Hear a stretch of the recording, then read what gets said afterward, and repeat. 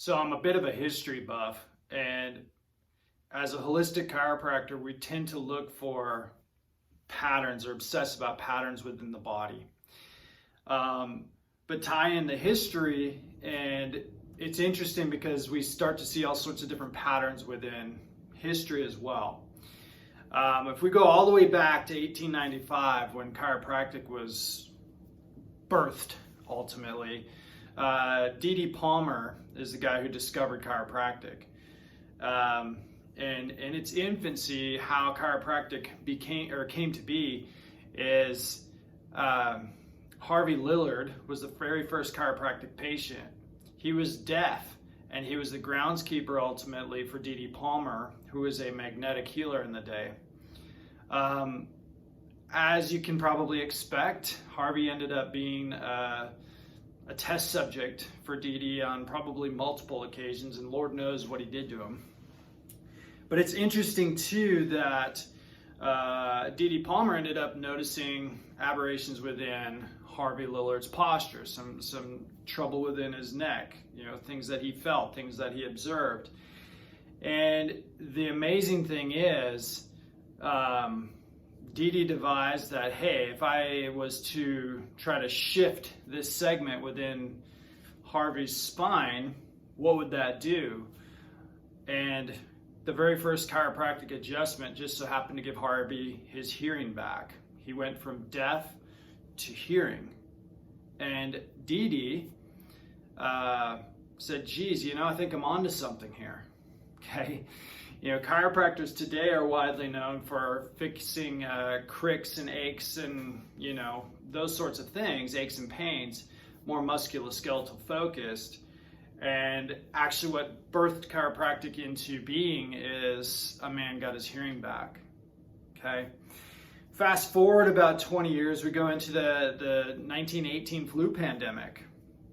Chiropractors at the time were widely known. If you went to a chiropractor, it was for health, right? To be proactive in your health.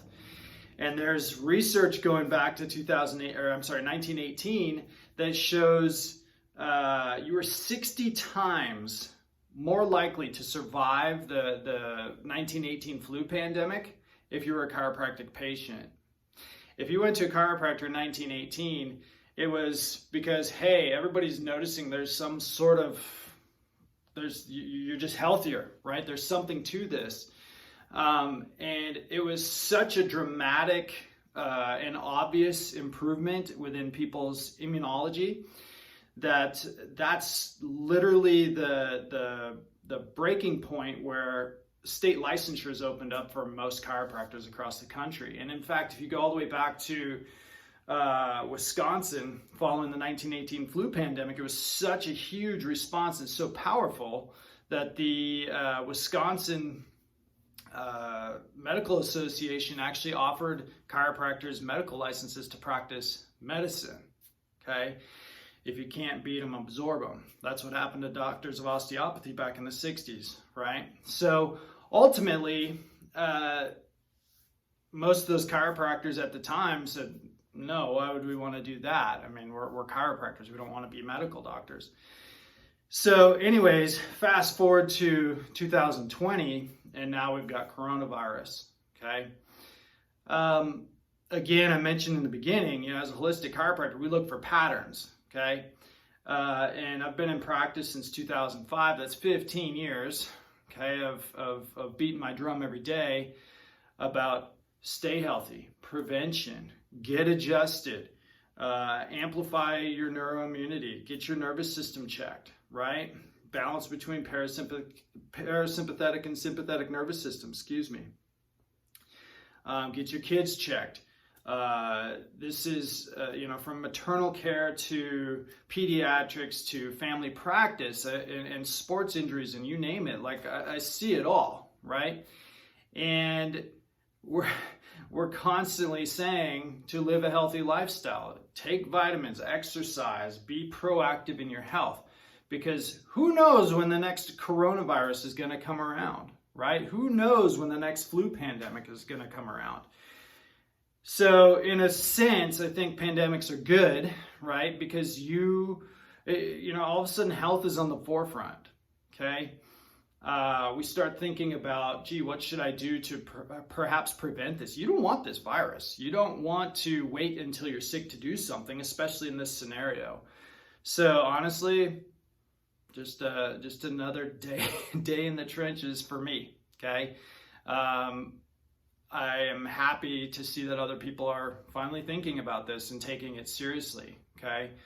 But at the same time, what I'm going after here is what it boils into is that there's no better time in history in our lifetimes to get adjusted than right now, okay? This is our supposed pandemic. It is the pandemic of this year, right? It seems to come around every couple of years. Get adjusted, take your vitamins, exercise, get some sunlight, take your vitamin D3, take your vitamin C, do the things that make you healthy, right? And when should that ever stop? Like when should that ever not be the case?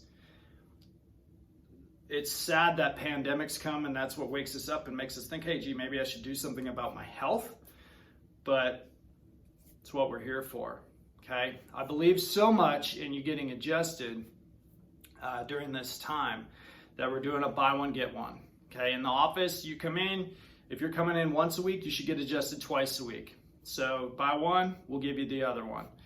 And we're gonna do that through April 3rd when this, for the period of our 15-day quarantine, if you will. Our office is open. I tried to film this yesterday multiple times, but we were frankly too busy, which is good. But yeah, come on in. Put my money where my mouth is. This isn't anything other than to, again, put my money where my mouth is and drive home what I believe. So stay safe, stay healthy, get adjusted, keep on keeping on.